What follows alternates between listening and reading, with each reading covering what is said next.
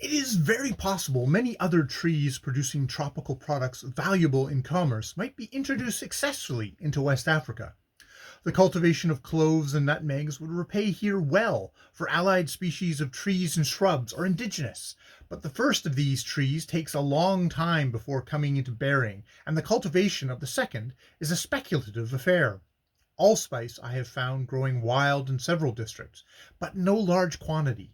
Cotton, with a fine long staple, grows wild in quantities wherever there is open ground, but it is not cultivated by the natives, and when attempts have been made to get them to collect it, they do so, but bring it in very dirty, and the traders having no machinery to compress it like that used in America, it does not pay to ship. Indigo is common everywhere along the coast, and used by the natives for dyeing, as is also a teals, which gives a very fine permanent maroon. And besides these, there are many other dyes and drugs used by them: colocynth, datura soap bark, cardamom, ginger, peppers, strophanus, nux vomica, etc., etc. But the difficulty of getting these things brought in to the traders in sufficient quantities prevents their being exported to any considerable extent. Tea has not been tried, and is barely worth trying, though there is little doubt it would grow in Cameroons and Congo Francais, where it would have an excellent climate and pretty nearly any elevation it liked. But I believe tea has of late years been discovered to be like coffee, not such a stickler for elevation as it used to be thought, merely requiring not to have its roots in standing water. Vanilla grows with great luxuriance in Cameroons. In Victoria, a grove of gigantic cacao trees is heavily overgrown with this lovely orchid in a most perfect way. It does not seem to injure the cacaos at least, and there are other kinds of trees it will take equally well too. I saw it growing happily and luxuriantly under the direction of the Roman Catholic mission at Landana, but it required a continuously damp climate. Vanilla, when once started, gives little or no trouble, and its pods do not require any very careful manipulation before sending to Europe. And this is a very important point, for a great hindrance. The great hindrance to plantation enterprise on the coast is the difficulty of getting neat-handed laborers.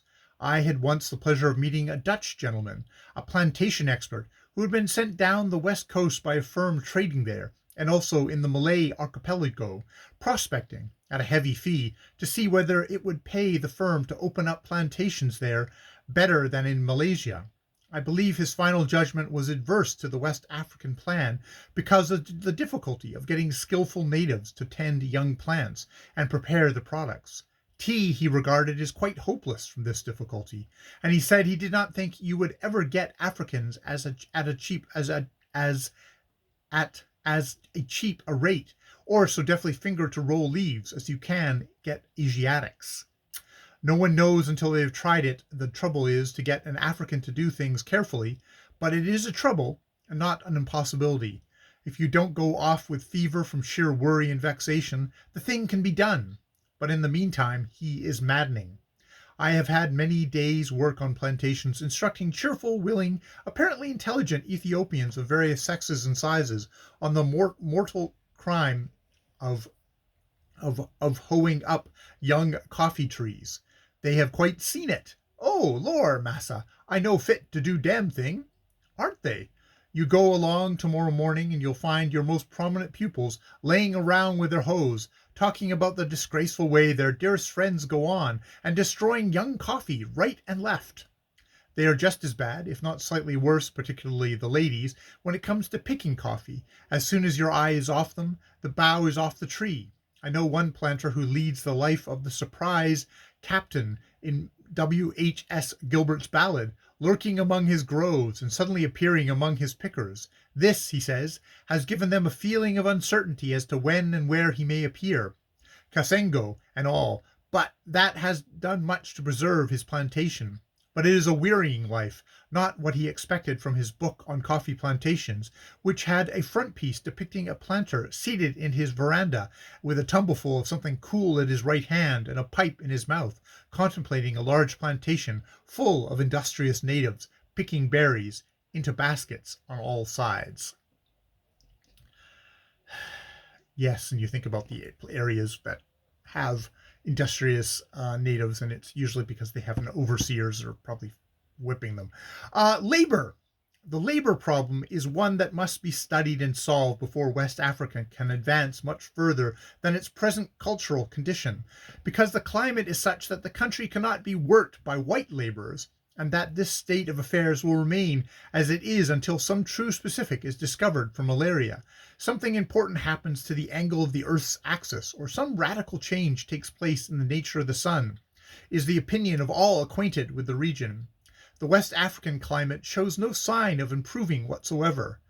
If it shows any sign of alteration, it is for the worse, for of late 2 years two extremely deadly forms of fever have come into notice here, malarial typhoid and blackwater. The malarial typhoid seems confined to districts where a good deal of European attention has been given to drainage systems, which is in itself discouraging. The labor problem has been imported with European civilization. The civilization has not got on to any considerable extent, but the labor problem has, for being a malignant nuisance, it has taken to West Africa as a duck to water, and is now flourishing. It has not yet, however, attained its zenith. It is just waiting for the abolition of domestic slavery for that, and then. Meanwhile, it grows with the demand for hands to carry on plantation work and public works. On the west coast, that is to say from Sierra Leone to Cameroon, it is worse than on the southwest coast from Cameroon to Bangule. The crewmen, the Akura, and the Sierra Leone are at present on the west coast the only solution available.